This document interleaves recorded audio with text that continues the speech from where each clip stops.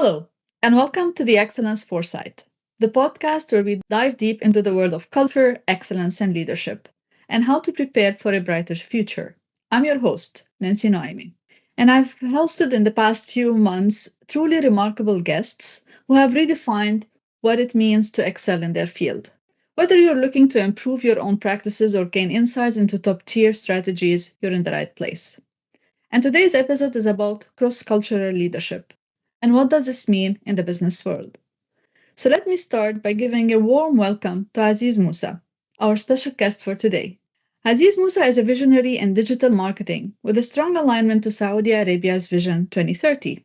Having been the youngest public company CEO in the UK and a successful founder, he brings an unmatched wealth of experience in digital transformation, resilience, and business innovation. And as we all know, they are all crucial to build sustainable, future ready teams and organizations, which align perfectly with the themes of our show. Also, on a personal note, Aziz is a football fan, and he has a great adventure establishing a social enterprise in one of the most tormented, I think, areas in the world, Sudan. So I'm going to leave it to Aziz to introduce himself. Hello, Nancy. Thank you so much for that lovely introduction. So I'm Aziz, and you pronounce my name better than I pronounce my name. So I love that when people pronounce my name properly. That makes me happy. So thank you for that. My background is business. I grew up in business. I started my first business when I was 11 years old, and much to my father and my whole family's demise, they're all doctors and professors, and I said, nah, I think I prefer to make money. And so that's basically So you were the my rebel life. one. I was absolutely the rebel. And yes, I studied business. I did an MBA at Warwick Business School, and I worked in the UK at well-known companies like lastminute.com and Travelocity and Moonpig and Photobox and things like that. And like you said, I was the CEO of a public company in the UK. Which was great fun. I 10x the company's market capitalization over a short period, which was great. And then, I came to a realization, probably my mid 36, 37 years old, that there's got to be more to life than this, than being on a flight and being in an airport and just growing businesses. There's got to be more than this. And that's when me and my wife, alhamdulillah, we were like financially comfortable. So we took the plunge and we said, let's go to Sudan, which is where both of our families are originally from. Let's start a social enterprise. We don't need to worry about money. Let's just go and do the right thing and see where it takes us. And so we went to Sudan and we started Cush Digital, which was basically just a training platform. It was a way for us to train people for free. And so we over the 7 years that I was there, I trained over 5,000 people in digital marketing. Hundreds of startups started.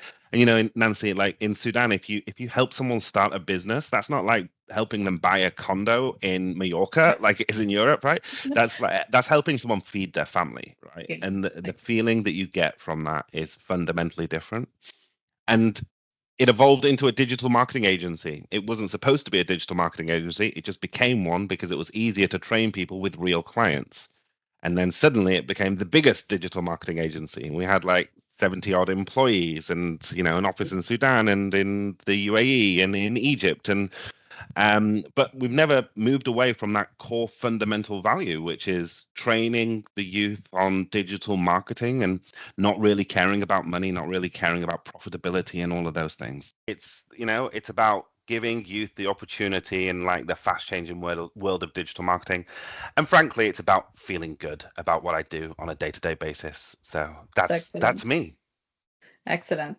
So I think this is really a great story. And in that role, I'm sure you've been exposed to a lot of cultural differences, understanding more about people cultures and what motivates them. And having navigated leadership roles in different areas of the world, I mean, UK, Saudi Arabia, how did you adapt your leadership style to meet the unique expectations of each of these cultures? And I think Sudan is also a great example, maybe to focus on. Yeah, so despite being Sudanese, I didn't really know a great deal about Sudanese culture. So that was probably the hardest culture for me to adapt to. But you're right, I've had teams in the UK, in the US, in Australia, France, Germany, the UAE, Saudi Arabia, and others besides. It's interesting. I was having this conversation with a client yesterday. So the client is a school based in the UK. They're called Heaven Learning Academy, and they were complaining to me that one of the parents was complaining that her child's math teacher was not native English. And the parent themselves are based in the UAE, I think. And so I was explaining that I, in my entire career, have never worked in an office that is all one One culture and culture. so it just makes absolutely no sense to have that as a bias because every work environment I've ever worked in is multicultural and cross-cultural. And it is very challenging to navigate certain cultures and certain cultural norms. So the first thing is to be sensitive and to be aware. That's what I do whenever I've taken over a company or started in a new team. Just understand by asking questions rather than making statements, and just be. You had a great guest on last week who talked about the art of Art of questioning. question, absolutely. Yeah, and take maybe jump if you're listening to this, jump back to one podcast and then come back to this because asking great questions is the starting point, right? And just be aware of what cultural sensitivities exist. I remember, for example, at Photobox, I had a team, and there were two Hindu ladies on the design team. So I was running product, and there were two Hindu ladies on the design team. And one of the first things that I did was ask them, okay, so when are your national holidays, and when are your public holidays, and when are your religious holidays? And they sort of talked me through gleefully like their dates, and I made a note of them in my calendar, and then I would chase them and say, why haven't you booked this day off? Shouldn't you have this day off? And those small things about caring about what is important to the individual make a huge difference later on when you're trying to build culture at a fundamental organizational level, when you're trying to build trust at an organizational level. Showing and proving that you care about the individual has such a profound impact, I've found. But you do this a lot as well, right? So, Yeah. like, you must have seen something similar. Yeah. In fact, we see this all the time. We see the impact of focusing on the individuals, the well-being, and creating safe spaces during in the workplace to make sure that employees feel that they can voice their issues, they can discuss, they can share ideas and suggestions. And working with the Shingo model, we focus a lot on respecting every individual and providing that space for them to really do their best and be empowered. And Yeah. last week in Manchester, I was talking to you about the conference in Manchester, and one person said, do we need the most of our people or the best out of our people? And what you're talking about is really about getting the best out of them. So 100%. exactly, and that's all is this is all You about know, the culture. I'm going to jump on that. I know you're going to want to jump onto your next question, but I think that safe spaces is such an interesting point, right? So, that's something that I've believed in for a long time. We Cush Digital in our office here in Egypt. I remember it was only a month ago. One of the team was struggling a little bit with sort of the pressures at home and certain personal issues. And I sat down with her and I was saying to her, you shouldn't worry so much about work. I mean, we aren't building bridges. If you make a mistake when you're building a bridge, people die. We aren't doctors. If you make a mistake when you're a doctor, people die. With digital marketers, the worst thing that can happen is you have to delete a post. Like, there's nothing bad can happen. And I said exactly the words that you just said. I said, when you walk out of your house and you get to the office door, what I want you to do is I want you to leave all of the issues that you've got at the door, right? And come into the room knowing that this is a safe space. You're never going to be shouted at. That you are expected to make mistakes because that's a sign that you're trying new things. And no one's going to punish you. There isn't a punishment here. And she started crying. And it dawned on me that modality of creating a culture that it allows people to bring their best version of themselves to the office is actually quite rare in the Middle East compared to Europe, where there's a greater focus on that. I interrupted you. Sorry, Nancy. No, I mean, this is great. I think what you're saying here is really, I can totally relate to it. Now, I see more and more companies in the Middle East focusing on culture and trying to change that aspect of where people doesn't feel that they can really do their best, try, fail. I think failure was really not one of the things that we encourage, but I see more and more companies focusing on that. We still have a long way to go, but I think that's a start. Now, you're talking about the culture in the organization. And what is it? I mean, how do you think leaders can really focus on improving performance, getting higher performance in multicultural environment, especially in the Middle East, where we have sometimes companies with employees like more than 30, 40 different nationalities working in the same company? 100%. I always think that performance is a byproduct of culture, and that to focus on performance is it's like looking at a chicken and waiting for it to lay its next egg and then shouting at it for not laying its next egg. Whereas what you should be doing is looking at the feed and looking at the coop, looking at the environment within which it's placed. It's going to get a little bit boring this because I'm going to come back to the same thing. It's about taking individuals as individuals, their cultures as their own sacred sort of red lines, and allowing people to engage in that. So another story is like from Photobox, where we had so many different cultures because there were many. We had multiple offices around the world, and we had people coming to the London office because it was the HQ. So one of the things that we ended up doing is that every week, one of the teams would choose a nation from where someone on the team was from, and then they would, on a Wednesday evening, they would bring food from that nation and play music from the nation, and everyone being encouraged to dress up. And it was fun, and it was a way to eat food from Greece and Italy, right? That's great, but also it allowed people to celebrate who they are as Yeah. individuals. And I think that that's actually super powerful, allowing people to celebrate themselves, their background, their heritage, and not be ashamed of that, not like feel like that's something they need to hide away from. I think is kind of really critical. Okay, but when we do that, what do we really do? We just create a safe space. We create a place where people can perform at their best and deliver their own best version of themselves.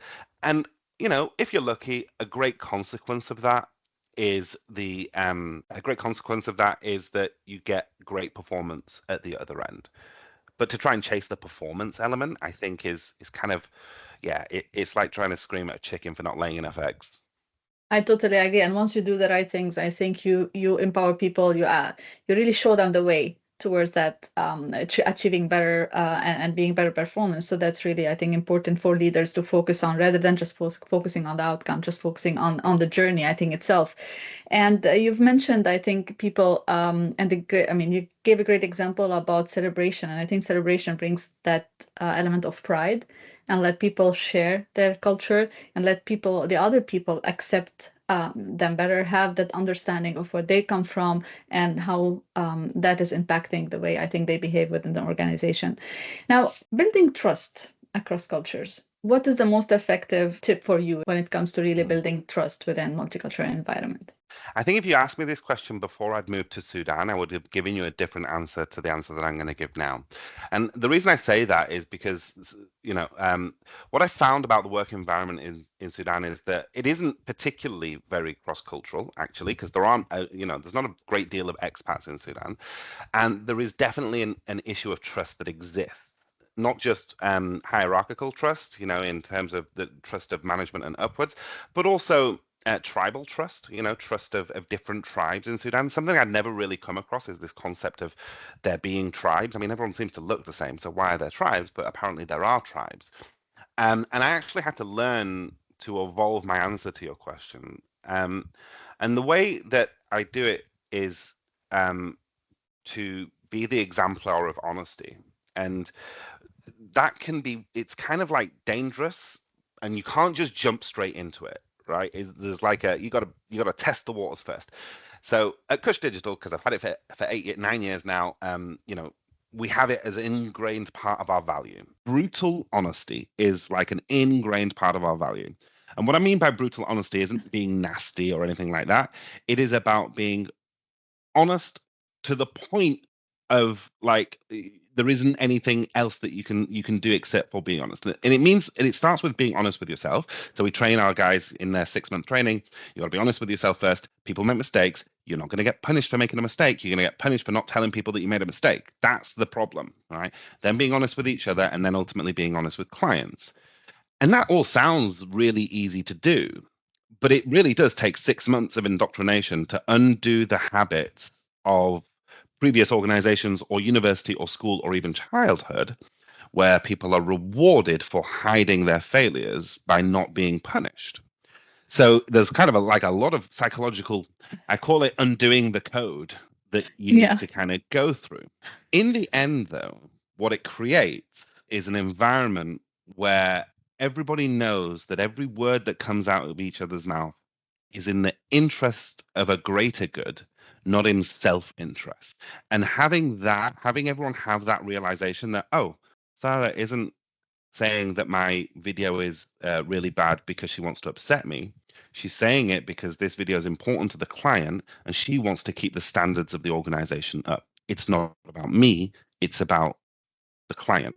And that, when you get to that point, and like I said at the start, you can't just jump into it. You can't just say, hey, everyone, let's have an honesty session. Everyone say what you want to say. Can't do that. Doesn't work. I've tried it. But what you have to do is you have to build that trust over time through honesty. And I think that if you can do that, uh, and I have found that to be a universal thing, by the way. I found it to be universal across all cultures, that if you build trust through honesty, people tend to recognize that that safe space is there to help nurture them, not to help demote them. I totally agree. I mean, you mentioned brutal honesty. For me, is really, I mean, in any leadership position, you need to have a courage to lead. And part of that is the courage to be honest, to be transparent. You need to manage that. Your messaging has to really be clear, concise, and really focusing on maybe the why and explaining to people why things are the way they are. But that takes courage, and not everybody chooses that out, right? It's easier to lie. I had this conversation with one of my team yesterday, and she's still in her sort of 6-month training program, and she was explaining how she was frustrated that a certain department hadn't delivered what she'd requested, and every time she went to ask for it, it still wasn't done. And I asked her, how did you deliver the message that you wanted it? And she said it was in Arabic, right? But she said it, and it was kind of an aggressive way that she asked. And I said, okay, so what did they respond? She gave me the response. I said, did you ask them, is this as much a priority for you as it is for me? Because I feel like it is for the client. If you learn to ask questions in that way, then you can. And the thing is that she really didn't want to do it. She didn't want to have the conversation that way because it was too difficult. It was easier for her to just say, oh, forget it, I can't be bothered. And my final point to her was, I said, Islam, you are 24 years old. When you are 44 years old, you will be able to measure the success of your career based on how many difficult conversations you were willing to have. If you're willing to have a difficult conversation every single time the opportunity arises, I guarantee you your career will fly. But if you want to keep hiding behind the veil of not wanting to upset people, then that's okay, but you won't have the same career that you have in your own mind. I'm not saying go and be aggressive. I'm saying learn how to be honest in a way that delivers the result that you want to get at the end. I like the way you're putting things. And this reminds me, you said self-awareness earlier, right? And I think that's one of the key things that everyone should focus on is really know themselves, know their strengths and weakness, what needs to be changed, what needs to be improved, and work on them. And I think that's a great way to put it, the way I mean, you mentioned about people being able to ask the right questions, or ask the hard questions and have hard discussions. And a lot of people avoid that. So moving forward a little bit on the discussion around the culture and the cross-cultural environments. Now, they come with their own challenges, definitely, and we already spoke about a few. What is the most important challenge you think leaders need to really be aware of and mind when it comes to cross-cultural environments? The people's culture is core to who they are, and that if you don't tread carefully, you really risk alienating people. And that's kind of like that's a really big thing, and it's very easy to kind of skirt over that. But I remember when I first sort of set up Cush Digital in Sudan, and we had teams and employees, and there were certain things in Sudan that I'd never even considered to be a thing. It had never crossed my mind, for example, that in Sudanese culture, for an unmarried woman to to arrive home after dark, which could be 6 or 7 p.m., is a huge taboo. It had never crossed my mind that that might be a thing. And I think I made a lot of enemies just by not knowing, just by not being curious. And I think that that's probably the biggest thing. If you find yourself in, well, firstly, if you're not in a cross-cultural environment, you're probably not at the right organization because like there is so much value that comes with multiple cultures, right? There's sort of so many different perspectives, and if you can create that blending pot, it advances your organization forward. But if you if you are not curious about your team and your employees' backgrounds and their culture, it will come back to bite you because that's central to who they are. It's what they're brought up at. That's what they're brought up in their home environment. And certain things are red lines for certain cultures. They very rarely affect work, but it's worth knowing what they are, isn't it? At least be curious. I totally agree. And we talk a lot about inclusion, but I think inclusion is really about making sure that we find the right things to do to include people in the discussion, to include people in the decision making, to include them and make them feel also good in the environment we're creating for them. So that all of this goes hand by hand, I think. And one more thing which I wanted to touch here with you today is that as leaders, we spoke about courage, we spoke about inclusion, but when it comes to the people, right? So people at different levels will behave differently, right? So what do you think? Now you were talking more here about leadership, but how do you do to create to empower? I think the middle managers to really work on a culture which is inclusive for everyone and helps everyone. So I've struggled with this in previous organizations that I didn't own.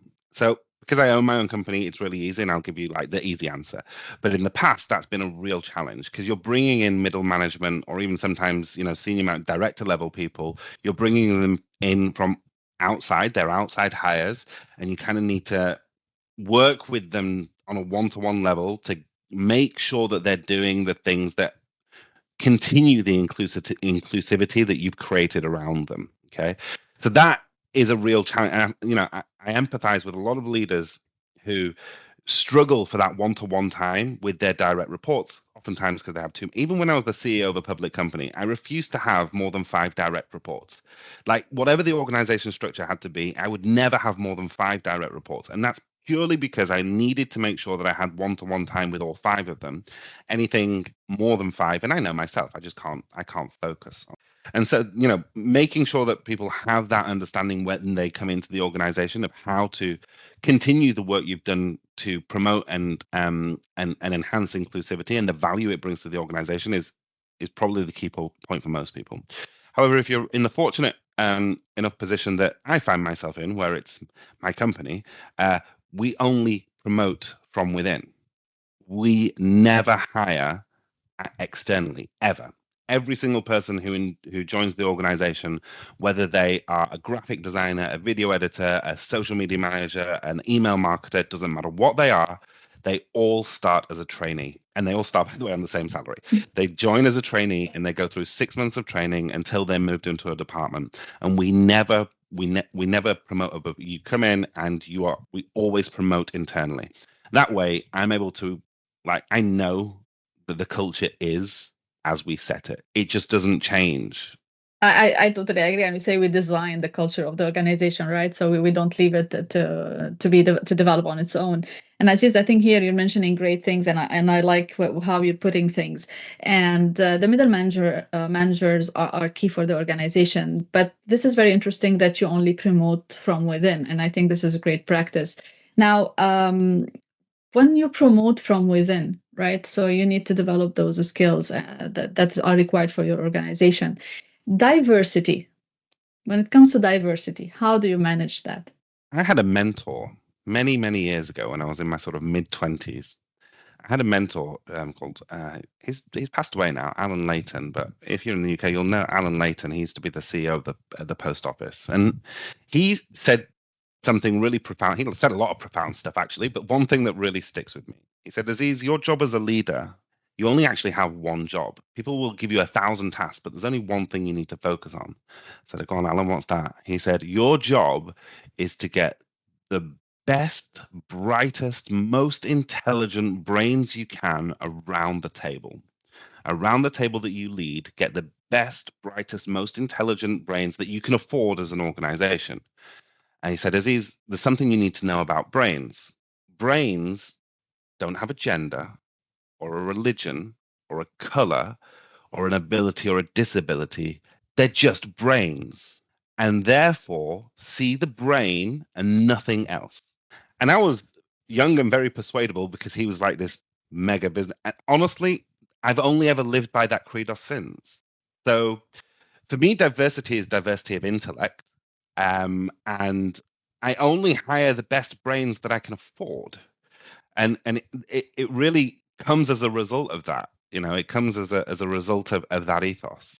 Right, I like the ethos. And when you put good brains together, you get great results. Like this is multiplier effect. And I like that diversity is really about the intellect and making sure that you have the diversity of thoughts and minds that are required for to achieve and what you need to achieve for your organization and to make sure that you are successful.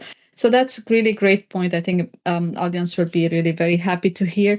And Aziza, just when you were talking, it reminded me of a story. And when you said you usually work with 4 or 5 people as your direct reports and to support them, I think one of the advices we give usually to people is get close to your management, because those who are really close to, I did the mistake of not doing that earlier. If you are close to management, if you have a good relation, then you will have better chances to be promoted, not because of biases or because of Oh. preferences, but because you will know what what your leader is looking for, and you will understand that mindset and be able to really align better. So that's also a great example, I think, to share here today. If we move a little bit to the global trends in leadership now, with your experience being really a global leader, I could say. Uh, as businesses become increasingly globalized, what emerging trends in cross-cultural leadership do you see, and how can leaders prepare to embrace these changes for achieving excellence? And I know we're not going to narrow down to this small definition of excellence, but if we take the broad definition of it.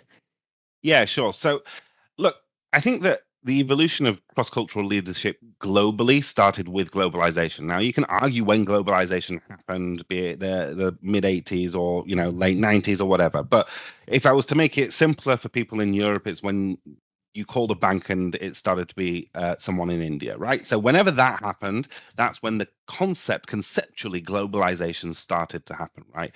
So global, we as you leaders in Europe started to think, could we resolve some of our biggest issues in a more cost-effective way in other countries?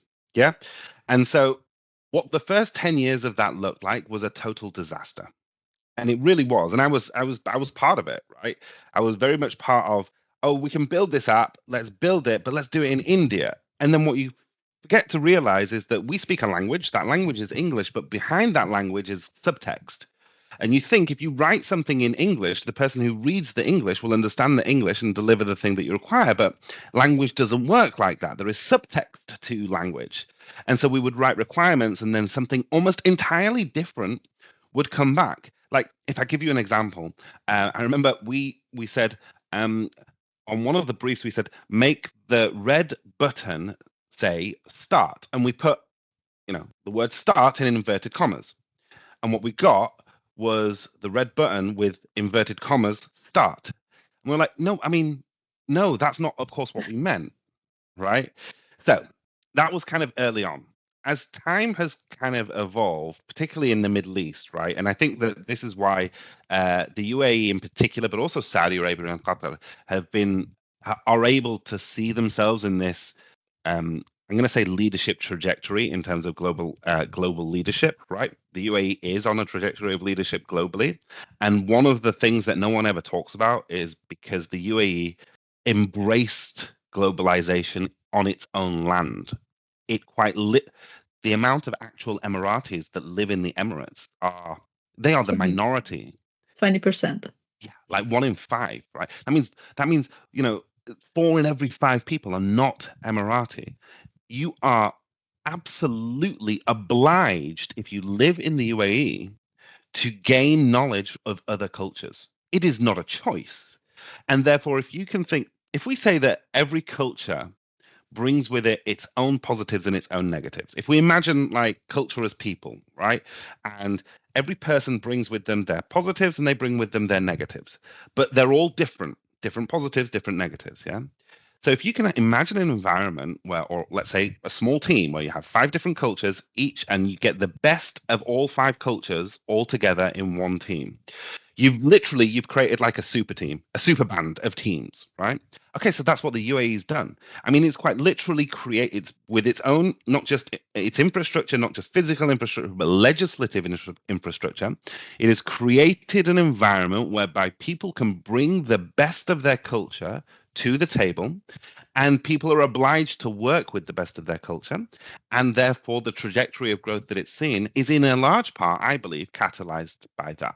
Having lived in the UAE for 16 years, I totally agree. And I think the thing is harmony, synergy, where everybody can really have that safe space to do their best, to be able to live in harmony with others, respecting the law, respecting the boundaries that are set for them, but at the same time, having tolerance for others. We used to have tolerance here in UAE, so that was really great thing to live. And knowing the culture of others was really something that triggered a lot of richness, I think, a lot of openness in the mindset of people. And we experience it, on daily basis. So that's a great example, I think, Aziz. And with this, we come to the end of the podcast episode today. So do you have anything maybe specific you would like to share with our audience? Any anecdotes from your work in culture and leadership? I have so many anecdotes. I'm gonna tell you one, which is as we talked about. I'm not sure if we talked about it on the podcast or just before. But anyway, last April there was a war in Sudan. There are wars all over the world at the moment, and I just hope that people can find a way to resolve their conflicts without resorting to guns. But there was a war that started in Sudan in April of last year, and I was living there, and so was the obviously my family and the whole team. And the war happened right in front of our office, right? And so I can't even begin to describe what that feels like. Anti-aircraft fire happening there in front of you. But we had a plan, not because we knew there was a war. That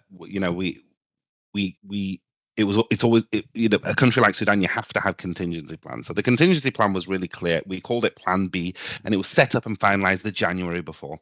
And in that plan, we had specific names of people that we wanted to take with us to Egypt. Right, there were the people who could keep the business going. Okay.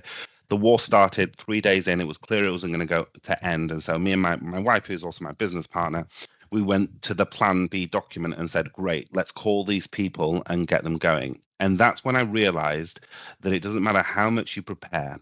If you aren't fully aware of the local culture, that preparation means nothing.